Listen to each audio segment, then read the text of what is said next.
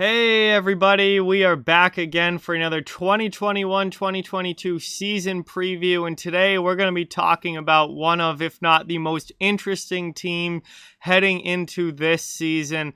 Team that has tons of young talent. Everyone is just kind of waiting to take that next step and get themselves back into the playoffs, and that is the New York Rangers. They've had an offseason where they've made a number of different moves. They've had a very clear direction in what they were doing this offseason. We know about the young talent, guys like Capo Caco and Alexis Lafreniere, Adam Fox, Keandre Miller, the guys that are a little bit older, kind of right in their prime right now, like Mika Zibanejad and Artemi Panarin. This team's got loads of potential, not to mention Igor Shesterkin in goal, another one of those young guys that is looking to really propel himself into the category of being one of the top goalies in the NHL. It's going to be such a fun team to watch. It's going to be such a fun year for this team to see where they're at, what they're able to do, and if they're ready to make that playoff step or not. And we're going to find out here this coming season. But before we get into the preview, I just ask you to please subscribe, hit that thumbs up. It helps out so much and is greatly appreciated. But let's get started. And before we look forward, we've got to look back. In the New York Rangers last season went 27, 23, and 6 on the year, 60 points. They finished 5th in the East Division and obviously missed the playoffs by one spot. However, their numbers were good. They scored 3.14 goals for per game, which isn't top of the league or anything, but is very, very solid. And they only gave up 2.77 goals against per game, which is also a very solid number. They had a great goal differential last year, and you normally don't see teams like that miss the playoffs. Like a team that is scoring significantly more goals than they're giving up generally don't miss the playoffs. And it's just the division that they were in and circumstances and the way things turned out that they did last year. But those numbers, if they can continue to score that many more goals than they give up, they're probably going to be a playoff team. It's hard to miss the playoffs with numbers like that. The other thing is that they got off to a really bad start last year. The first month and a half of the season was an absolute disaster, and that kind of set them back behind the 8 ball for the entire season. If they can avoid that and get off to a solid start this year, I think that will really help their chances of making the playoffs. Their penalty kill and power play special teams were also very, very solid. 20.7% on the power play. Not spectacular, but very solid, and 82.3% on the penalty kill. Very good there. So really, it's a wonder that this team didn't make the playoffs last year, and it's, I think, because of the division that they played in. Was a big reason why they didn't, because there were some very good teams in the East last year. But like their goals, offense numbers were good, their defensive numbers were good, their special teams were good. Like this team has the capabilities of being a playoff team without a doubt.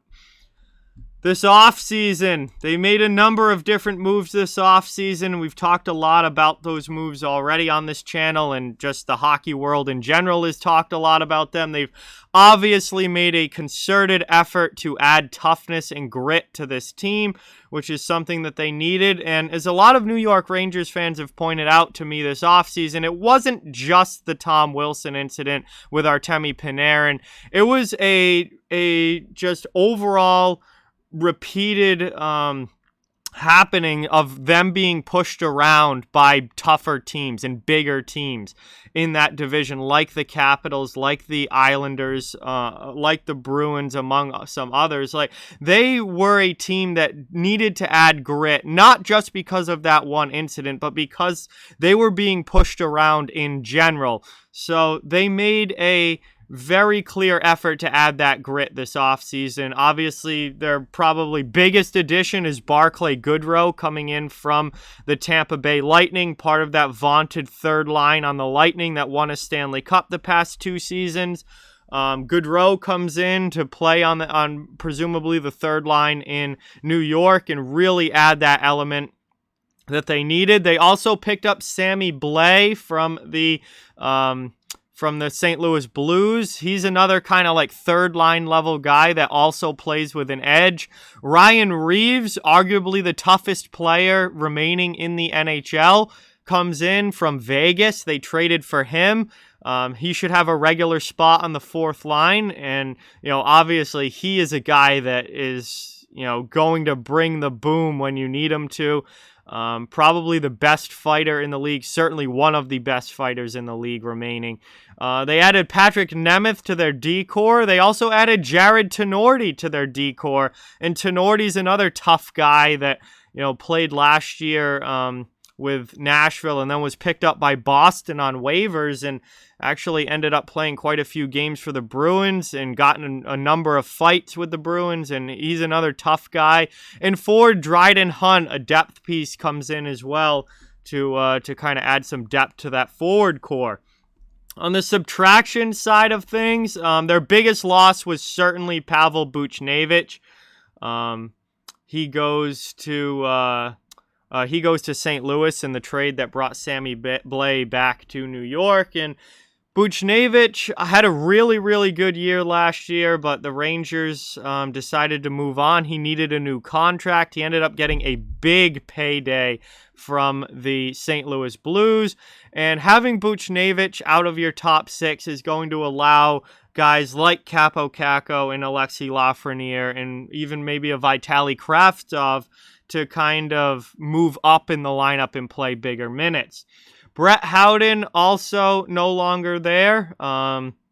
He was re-signed and then traded. Colin Blackwell was taken by the Seattle Kraken in the expansion draft. So there's a couple of, bottom six forwards that are no longer there.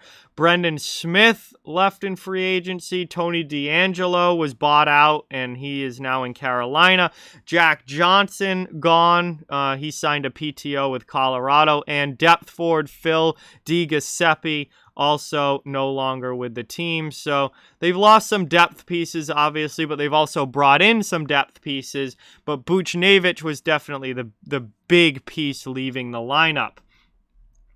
Now it is time to take a look at my projected roster for the New York Rangers. And obviously there are some spots up for grabs with this team. They are pretty deep overall, just forwards and defense. Goaltending not as much, but forwards and defense, they are very deep, and there's going to be some battles for roster spots in training camp this year. So up front, you've got obviously Artemi Panarin, Mika Zibanejad, Chris Kreider, Ryan Strome. That's kind of your veteran core up front. Then you've got the young guys like Lafreniere, Kakko, Hedl. You've got Goodrow coming in, Ryan Reeves, Sammy Blais. Those guys, I think, are all locks for the lineup. And then you get into kind of the bottom few, and there's going to be some guys fighting for these positions. Kevin Rooney, I think, is probably going to be their fourth line center. So I have him penciled into the lineup for now. I think he's going to be their 4C. Vitaly Kravtsov really hasn't solidified an NHL spot to this point in his NHL career, but obviously has a lot of potential, good scorer. He'll be looking to make the team, and I think there's a good chance that he does. And then Dryden Hunt, I think, is likely going to be like an extra forward on this team.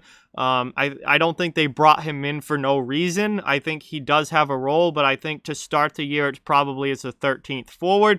However, there are some other guys looking to take those spots that we'll talk about when we get to the depth category. On defense, obviously, their top four is locked in. Adam Fox, Jacob Trouba, Ryan Lindgren, and Keandre Miller are their top four defensemen, without a doubt. Patrick Nemeth, definitely going to make the team. He was signed for a reason. He'll probably anchor the bottom pair. However, the 6, 7, and 8 spots, I think, are very much up for grabs. Not only with the guys that I have listed here, but also the two guys that are under the depth category for defensemen. So right now, I have Libor Hayek, Jarred Tinordi, and Anthony Bitetto all being on the team, and that's them carrying 8 defensemen, which I think they're likely to do. However, there's a couple guys that could very, very easily take one or both or two of those spots. without a doubt. And we'll talk about that when we get to depth. In goal, goaltending tandem is pretty self-explanatory. Igor Shesterkin is your starter, and Alexander Georgiev is your backup / 1B, depending on how many games they play. But moving on now to depth, because I think that there are guys that can push for roster spots here. One of them being Julien Gauthier. I have him under depth right now just because they can't carry 8 defensemen and 14 forwards. That would put them over the roster limit. But Julien Gauthier could very easily make this team over a Dryden Hunt, over a Kevin Rooney, over maybe even a Vitaly Kravtsov, depending on how he plays in the preseason.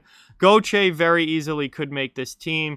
Morgan Barron is another younger depth guy, along with Tim Gettinger, who I think are likely going to be starting in the AHL, but could very easily see NHL time this season and will be first on the list for call-ups if guys start to go down with injuries. And then more of an older guy, Johnny Brodzinski. He's in his mid to late 20s now. He's played with the LA Kings. If you need like a bottom 6 call up, he's a guy that you could call up. But I don't think is going to make the team out of camp. And then we get to the defense. And these are 2 guys that I think both have a shot to make the team. And that is Nils Lundqvist coming over from Sweden and Zach Jones, who played, I think it was 10 or so games with the Rangers last year, coming out of UMass Amherst.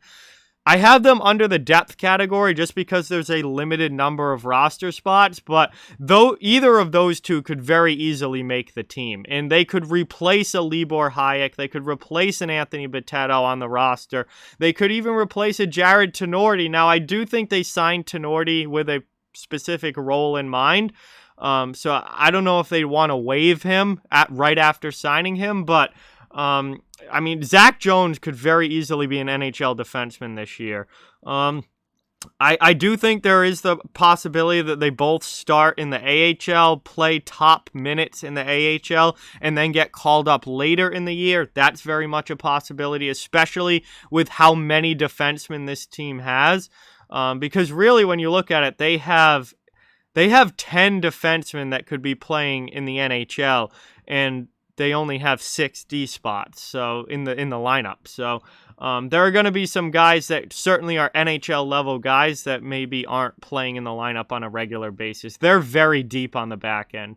And then third goaltender, I think Keith Kincaid likely plays that third goaltender role. They also have Tyler Wall down in the AHL, but I think they're going to want Wall playing on a regular basis, being their AHL starter, playing a regular schedule. And they're going to want him developing, not, kind of in that in-between third goalie kind of role. For a third goaltender, I think you go with the veteran, just fill-in type guy in Keith Kincaid. And he'll be the third. He'll get called up if they need somebody, if something were to happen to Shesterkin or Georgiev. And then Tyler Wall, I think, is going to be the full-time starter down in the AHL. But that is my projected roster for the New York Rangers. And obviously, there are spots up for grabs with this team. There are guys that I think listed under the depth category, particularly on the back end, that could take roster spots. And Julien Gauthier is a guy that could very easily end up making the NHL roster. But then one of these guys would have to drop out, obviously, and I think it'd likely be either Rooney or Hunt that would drop out of that, off of the main roster, and Gauthier would replace them. But we'll see what happens, obviously, with training camp starting and the preseason getting going here within the next few days. We're going to start to see games, and we'll get a better idea of where guys are on the depth chart and, who has a good enough preseason to make it and who ends up not. But all in all, the New York Rangers are a very, very interesting team this year. I think they're going to be a lot of fun to watch. They've got some incredibly good young talent, as we know, but they've also added that grit and that toughness this offseason. I think that's going to really make them a complete team, and that's really going to make them one of the most fun teams to watch in the NHL, because if you like high-skilled, fast-paced, high-scoring hockey, okay, you've got, the New York Rangers with Panarin and Zibanejad and Lafreniere and Kakko and You know, plenty of Philip Hedel, plenty of guys that can score goals. Adam Fox on the back end. But if you like tough, you know, physical, in your face, you know, big boy hockey, you've got Reeves, you've got Goodrow, you've got Tenorti, you've got Jacob Trouba who plays that way. There's a lot of toughness there now with this team as well. So they're going to be able to play any kind of hockey you want. They're going to be a really fun team to watch. I am definitely pumped up to see them play this season and watch some Rangers games this year. I cannot wait for their first game against the Capitals.